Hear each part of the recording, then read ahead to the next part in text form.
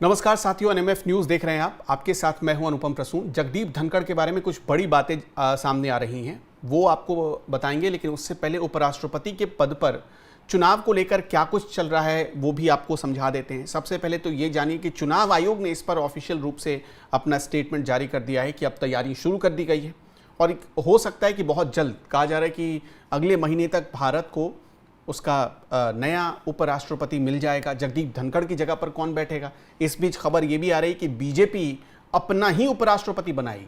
अब इसमें दो चीज समझने की जरूरत है। पहला ये कि धनखड़ को बीजेपी के जो नेता थे क्यों नाराज हो गए उनसे, और दूसरा ये कि बीजेपी गठबंधन में ना जाकर, मतलब गठबंधन का कोई उम्मीदवार ना देखकर अपना ही कैंडिडेट उपराष्ट्रपति के लिए उतारने की बात क्यों कह रही है। ये दो बात आपको समझनी पड़ेगी और हम इस वीडियो में यही आपको डिटेल में समझाएंगे। तो इस वीडियो की हम शुरुआत करते हैं। सबसे पहले तो आपको यह बता देते हैं कि जगदीप धनखड़ को हटाया क्यों गया, किस तरह से वो बड़े डिमांडिंग होते जा रहे थे, उनकी डिमांड बढ़ती जा रही थी, वो पावर चाहते थे, वो उन्होंने क्या क्या किया था, कैसे प्रधानमंत्री नरेंद्र मोदी को बाईपास करने लगे थे, मोदी से भी ऊपर बनना चाहते थे, कैसे वो पीएम के पावर को एंजॉय करना चाहते थे। मतलब वो चाहते थे कि पीएम के पास जितने पावर हैं, पीएम जिस से मिलते हैं उससे उनकी भी मुलाकात होनी चाहिए। आपको ग्राफिक्स के जरिए पहले पूरा मामला समझाते हैं, आपको बहुत सारी चीजें समझ में आ जाएंगी। और यह भी कहा जा रहा है, मत भूलिएगा कि जगदीप धनखड़ दूसरे सत्यपाल मलिक हो सकते हैं। कुछ सरकार के पास ऐसी फाइलें हैं जो जगदीप धनखड़ से जुड़ी हुई हैं और हो सकता है कि आने वाले कुछ एक महीनों में, कुछ एक हफ्तों में वो फाइलें खुल जाए जो धनखड़ के खिलाफ जा रही हैं। धनखड़ पर्दे के पीछे बहुत बड़ा खेल कर रहे थे। अब खेल क्या था? जगदीप धनखड़ ने उपराष्ट्रपति बनने के 1 साल के बाद से ही अपने कार्यालय और संसद टीवी में रिश्तेदारों की भर्ती शुरू कर दी थी और मतलब ऐसे भर्ती शुरू कर दी थी जो कहीं से भी सही नहीं लगता था, जिसके बाद कई बार विवाद भी हुआ और कई लोगों ने उनके विवादास्पद कारनामों की पोल खोली। ये जगदीप धनखड़ की पहली ऐसी फाइल है जिस पर कहा जा रहा है। दूसरा, ये सूत्र से ये पता चला है और कई मीडिया रिपोर्ट्स ये बता रही हैं कि धनखड़ और सरकार के बीच कई मौकों पर भारी तनाव हो गया था। खासकर ये तनाव कब से शुरू हुआ, कब बढ़ा? तो तब बढ़ा जब अमेरिका के उपराष्ट्रपति, मत भूलिएगा अप्रैल महीने में आए थे अमेरिका के उपराष्ट्रपति जेडी वेंस की भारत यात्रा हो रही थी। अब अमेरिका के उपराष्ट्रपति जब भारत आए थे तो किस लिए आए थे? वो मोदी से मुलाकात करने आए थे। लेकिन जगदीप धनखड़ जिद पर अड़ गए। सूत्रों का यह भी दावा है कि धनखड़ ने खुद को भी उपराष्ट्रपति बताते हुए, उपराष्ट्रपति थे, उन्होंने कहा कि मैं उपराष्ट्रपति हूं तो जेडी वंस मेरे समकक्ष हुए, वो मेरे समतुल्य हुए, तो मैं उनसे मिलूंगा, मोदी क्यों मिलेंगे, मेरी बात करवाइए। वो इस जिद पर अड़ गए थे कि मेरी मुलाकात होनी चाहिए जेडी वंस से। फिर एक बड़े कैबिनेट मंत्री हैं, उन्होंने धनखड़ जी से उनकी अच्छी बनती है, नाम हम नहीं बता सकते। वो जब धनखड़ जिद पर अड़ गए कि हमारी मुलाकात होनी ही चाहिए, हम भी उनको एक डिनर देना चाहते हैं जेडी वंस को क्योंकि वो हमारे समकक्ष हैं, तो इस पर उनको एक कैबिनेट मंत्री ने समझाया कि जेडी वंस अमेरिका के जो राष्ट्रपति, नए राष्ट्रपति डोनाल्ड ट्रंप हैं, उनके कुछ संदेश लेकर आए हैं, वो एक संदेश वाहक बनकर भारत आए हैं, तो वो अच्छा है कि पॉलिसी मेकर प्रधानमंत्री मोदी हैं तो उनसे ही मिलने दीजिए, आप इस बात को समझिए और ये जिद छोड़ दीजिए। जगदीप धनखड़ यही नहीं रुके।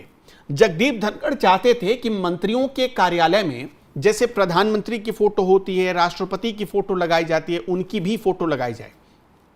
उनकी फोटो नहीं लगी होती थी, लेकिन वो चाहते थे।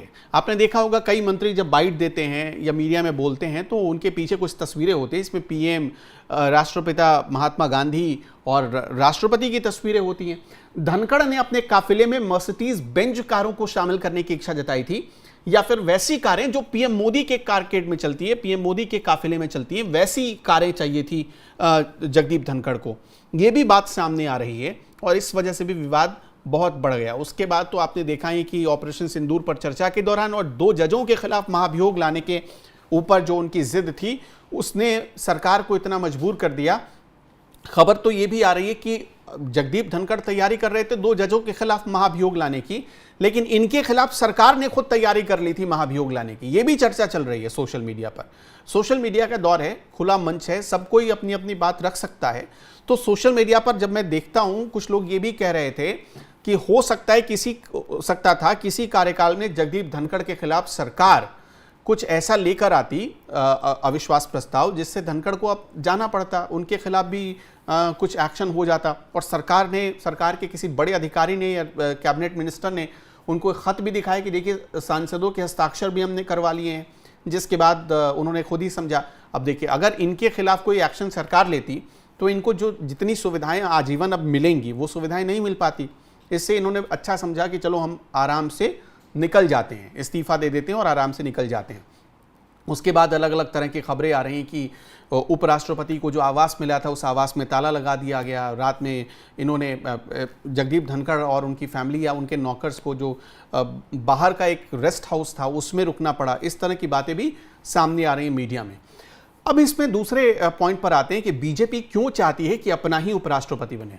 बीजेपी मतलब ऐसा है कि उसका मुंह जल गया है, तो इसलिए वो मट्ठा भी फूंक फूंक कर पी रही है। वो चाहती है कि इस तरह का बखेड़ा फिर खड़ा ना हो, क्योंकि सरकार की इमेज पर एक बड़ा धब्बा लगा। अचानक संसद की कार्यवाही शुरू हुई, संसद का सत्र शुरू हुआ और बीच में ही उपराष्ट्रपति ने इस्तीफा दे दिया। उपराष्ट्रपति राज्यसभा का सभापति भी होता है, तो वहां से अगर इस्तीफा दे दिया तो सरकार पर लोगों ने सवाल उठाना शुरू कर दिया। इससे सरकार की इमेज को धक्का लगा। तो बीजेपी चाहती है कि इस तरह के उटपटांग हरकतें करने वाला गठबंधन में कोई रहेगा, तो मान लीजिए गठबंधन में कभी किसी पार्टी से बना या नहीं बना तो वो अपनी कुर्सी पर खतरा समझेगा और सरकार के खिलाफ वो कुछ एक्शन लेने लगेगा या कुछ करने लगेगा संसद के भीतर, राज्यसभा के भीतर।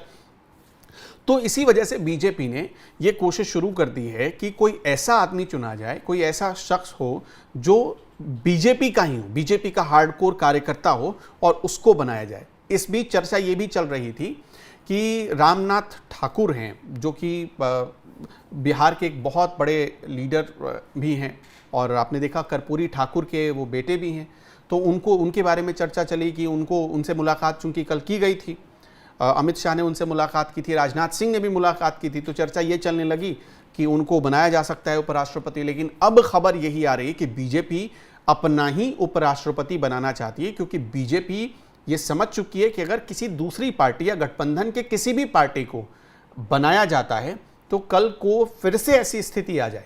और मोदी सरकार ये चाहती नहीं है कि जो उसके बाकी के 5 साल, अभी 4 साल जो बचे हुए हैं, उसमें इस तरह की कोई नौबत आए, इस तरह की स्थिति आए। इसलिए बड़ी फूंक फूंक कर, सोच समझ कर बीजेपी कदम उठा रही। इस बीच चुनाव आयोग ने भी तैयारी कर ही ली है, हमने आपको वो भी जानकारी दी। आपके हिसाब से इस पूरे मामले में जगदीप धनखड़ क्या बेकसूर हैं, या जगदीप धनखड़ की एक्टिविटी ऐसा सच में लगने लगा था आपको कि कहीं ना कहीं मोदी सरकार के खिलाफ जा रहा है? आपका क्या मानना है उनके इस्तीफे को लेकर? हमें कमेंट बॉक्स में ज़रूर बताते चलिएगा।